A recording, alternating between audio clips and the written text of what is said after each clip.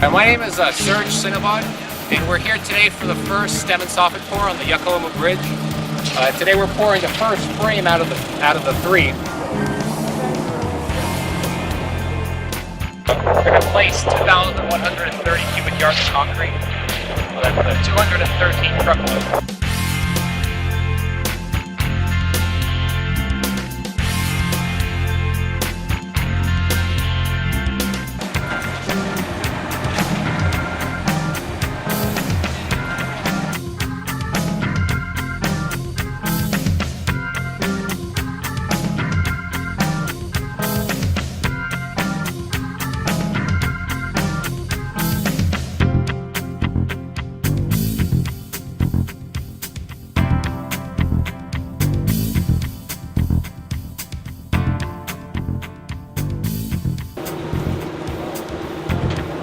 All of this, in approximately 6 to 8 weeks, we'll be pouring our deck for the first frame, and then moving on to the next frame structures. The contractor is currently working on the false work for the next frame, frame 2, which supports the grid. The next stem and soffit pour should be coming up in June of 2015.